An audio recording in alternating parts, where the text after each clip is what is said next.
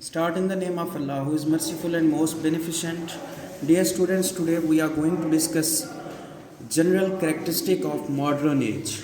As we are going to discuss modern age, as earlier we have discussed Victorian age, features of Victorian age, Victorian poetry, Victorian drama, but today we are going to discuss modern age and features and you can say general characteristic of modern age.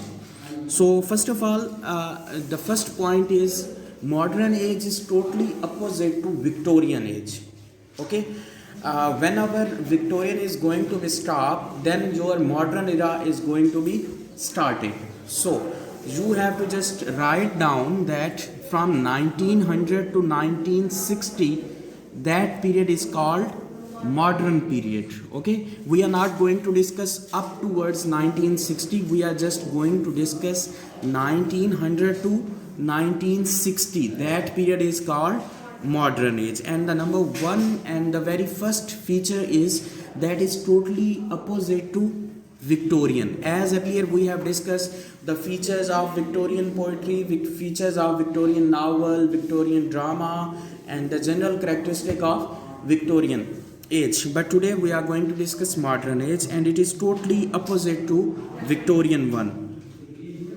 So in this period, number second, we'll discuss that nothing was, you can say, certain in this period, because अगर आप Victorian age को देखें तो उसके अंदर आप देखेंगे writers का जो इन्फ्लुएंस था वो कुछ और था, ठीक है। लेकिन यहाँ पे ये जो लोगों ने बातें की, जितने भी राइटर्स थे, जितने भी हमारे लिखने वाले थे, उन्होंने टोटली अपोजिट लिखा, ठीक है।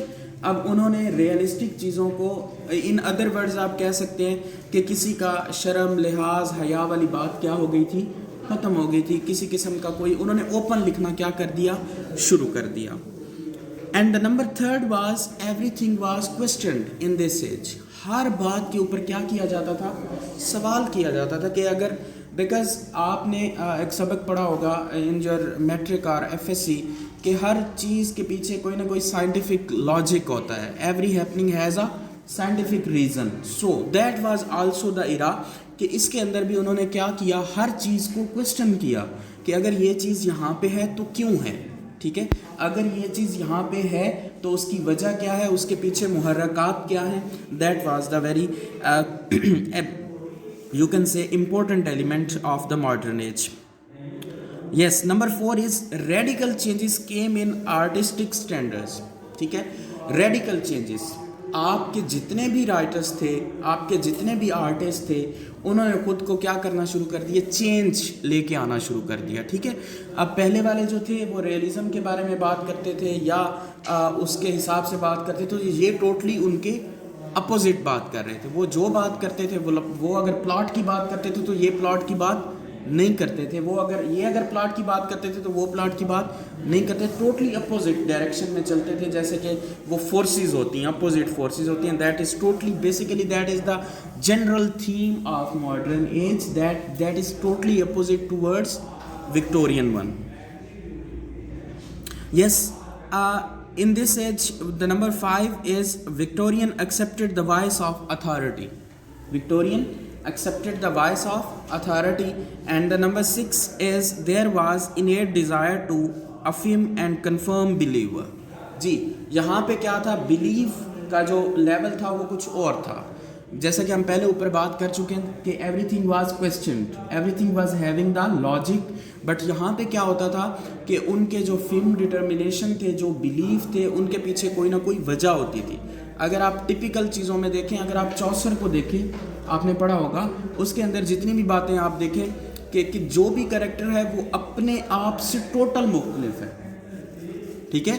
चौसर के कैरेक्टर में अगर आप सारे कैरेक्टर्स को बगौर मुशाहिदा करें उसका, तो उसमें आपको जो कैरेक्टर एज इट इज़ उसको एग्जिस्ट करना चाहिए, वो टोटली उसके क्या है, अपोजिट है। So same is the case है कि यहाँ पे वो उनको एक कंफर्म बिलीवर के तौर पर वो कहते थे कि अगर हाँ 2 + 2 = 4, that is final one, there is not any sort of change is going to happen. If there will be any sort of change, there will be logical reason behind it. Okay.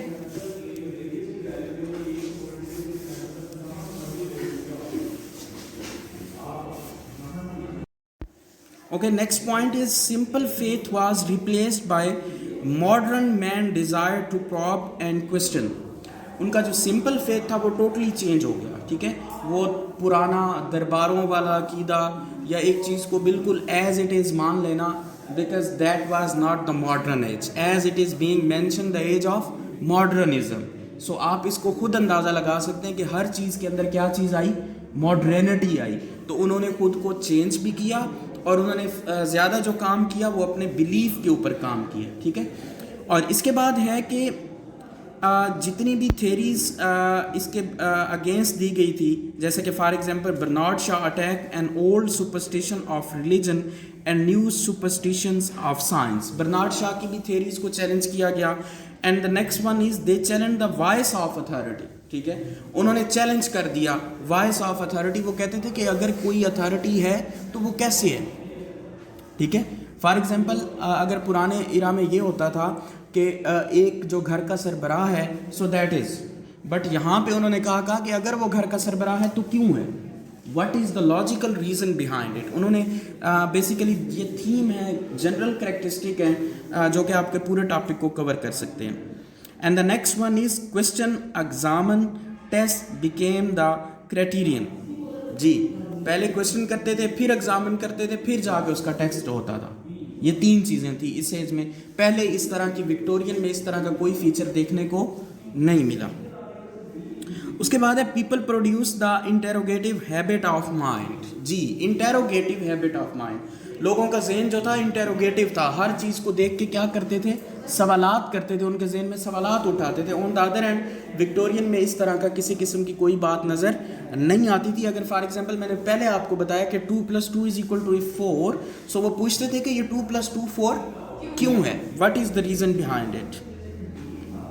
People question religion and morality, yes that is very important one, कि उन्होंने किसके ऊपर सवाल उठाना शुरू कर दिया, religion के ऊपर, कि अगर हाँ आप अगर बुद्ध मत हैं, आप हिंदू हैं, आप मुस्लिम हैं, आप क्रिश्चियनिटी हैं, क्यों हैं, why, what is the reason behind it, are you having some sort of reasoning, logical reason is there, if you are having you have to put there. That was also a very theme and you can say the chief characteristic of this age. Sex no longer remained mystery. Yes, इस age में जो sex था उसको किसी किस्म का वो mystery नहीं रहा। आप विक्टोरियन नावल को, आप विक्टोरियन को देखें, विक्टोरियन की जितनी भी एज है उसके अंदर उन लोगों ने सेक्स को बड़ा छुपा के रखा हुआ था, उन्होंने किसी किस्म की ओपन बातें नहीं की थी। But in the modern age उन्होंने कहा that is the basic need of in human, ठीक है। उन्होंने कहा इससे आप क्यों नजरें छुपाते हैं, इसके ऊपर बात क्यों नहीं करते आप, that is the basic need of life, that is the basic need of human life. तो उन्होंने सेक्स को जो है वो प्राइवेट डिस्कस करना शुरू कर दिया, even in the books, even in the general discussion, ठीक है। पहले ये होता था कि लोग इस चीज़ को बड़ा मुबहम समझते थे, वो इसके ऊपर बात करना नहीं चाहते थे। But in the modern age उन्होंने कहा that is not a big deal, that is not a big thing, we have to discuss on the sex because they says that sex is the you can say compulsory element of life, so they discussed it very widely. हाँ जी, इसके बाद upper class और lower class वाला जो था ना theme, उसको भी फॉलो किया गया। इसमें कार्ल मार्क्स की जो थेरीज थी उनको भी क्या किया गया, उनको अप्लाई किया गया, फॉलो किया गया। कार्ल मार्क्स ने जो थेरीज दी, इसके अलावा एंजल्स ने, रस्कन्स ने, जितने भी पहले लोग गुजर गए थे जिन्होंने जो थेरीज दी थी उनको इस इरा में क्या किया गया, फॉलो किया गया था। There was the influence of the word was scientific thoughts, ठीक है। और इसके अंदर जो है साइंटिफिक थॉट्स जो है उनको इन्वॉल्व किया गया। Man has to live by clock, जी that is very important aspect, man has to live by clock. इंसान की ज़िंदगी को स्टैंडर्डाइज किया गया, उसको घड़ी के ऊपर वक्त गुजारना सिखाया गया। इन अदर टर्म्स उसको वक्त का पाबंद बनाया गया, उसको अपने काम करने की सलाहियत बताई गई कि इंसान अगर 24 घंटों में 12 घंटे काम करता है तो वो कैसे करता है। ठीक है, आपके अलार्म हो गए, आपके साइंटिफिक वॉच हो गई, ये सारी चीज़ें इसी एज में आके डिस्कवर हुई और इन्होंने ही हमें बताया कि इंसान ने अपने वक्त को कैसे कीप करना है और उसको यूटिलाइज कैसे करना है. So that is very important feature of this age. There were no common grounds and writers. वहाँ पे इस एज में कोई there were no common grounds and writers, किसी किस्म के कॉमन राइटर्स नहीं होते थे जैसे कि आम राइटर्स मिल जाते थे. नॉट एट ऑल, इसमें सिर्फ आपको मेजर राइटर्स मिलते थे. It was the age of disintegration and interrogation. हमने पहले भी इसके ऊपर बात की कि ये सवालिया निशान की एज थी. हर बात के ऊपर क्या लगाते थे? क्वेश्चन मार्क लगाते थे. So that is the basic feature of this age. Old values discarded and replaced by new values. जितनी भी पुरानी कस्टम्स थी, जितनी भी पुरानी बातें थी, उनको रिप्लेस कर दिया गया किससे? न्यू वैल्यूज से. जो भी मॉडर्न दौर की ज़रूरत थी उनको दोबारा रिप्लेस कर दिया गया विक्टोरियन वालों से. And now we are going to discuss last one and very important one. Lack of belief in God. उनका खुदा के ऊपर एतकाद क्या हो गया था? बहुत कम हो गया था. ठीक है, वो कहते थे अगर खुदा पाया जाता है तो नज़र क्यों नहीं आता? अगर खुदा है तो वो सामने क्यों नहीं आता? अगर खुदा है तो इतनी बड़ी कायनात को कैसे चला रहा है? How it is possible? तो लोगों का जो खुदा के अंदर बिलीफ था वो बहुत कम हो गया था. Every belief was riddled with doubt. हर जहन में इन मॉडर्न राइटर्स ने क्या पैदा कर दिए थे? डाउट. हर चीज़ के ऊपर, जैसा कि हम पहले बात करें कि that is the age of interrogation. तो हर जब चीज़ के ऊपर आप सवालात उठाना शुरू कर देंगे तो आपको हर चीज़ के अंदर क्या नज़र आएंगे? आप जब कीड़े निकालते हैं हर चीज़ में तो आपको हर चीज़ क्या लगने लग जाती है? बुरी लगने लग जाती है. तो फिर आपका जो दिमाग है उसके अंदर सिर्फ और सिर्फ डाउट्स ही रहेंगे.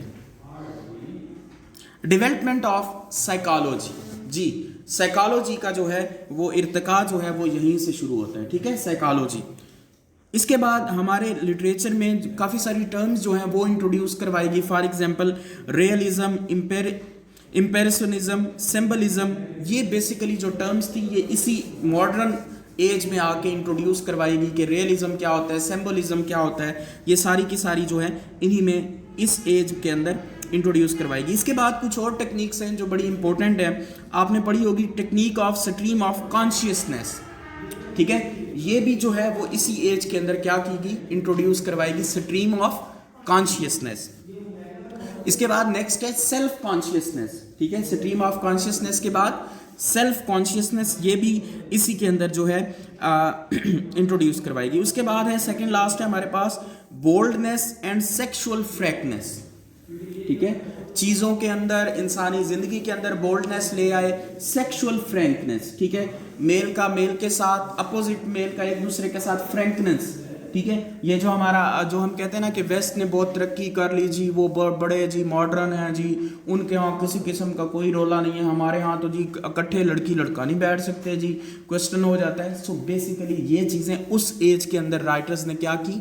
इंट्रोड्यूस करवाई. उन्होंने कहा कि इस बात का किसी किस्म का कोई मसला नहीं है, you can sit, you can enjoy, that is the part of life. Basically ये जो कंसेप्ट है गर्लफ्रेंड बॉयफ्रेंड, आप इसको भी इस टर्म में ले सकते हैं. Last one is disintegration of society. Society को बहुत ज़्यादा इंटीग्रेट किया गया, उसकी वो वर्थ पहले वाली जो थी वर्थ वो नहीं रही, क्योंकि उस वर्थ को जो है ओवरकम किया किसने आके? सेल्फनेस ने. जो हम पहले पढ़ चुके हैं स्ट्रीम ऑफ सेल्फनेस, उसने आके इन तमाम चीज़ों को क्या कर लिया? ओवरकम कर लिया. सो दैट इज़ द थिंग.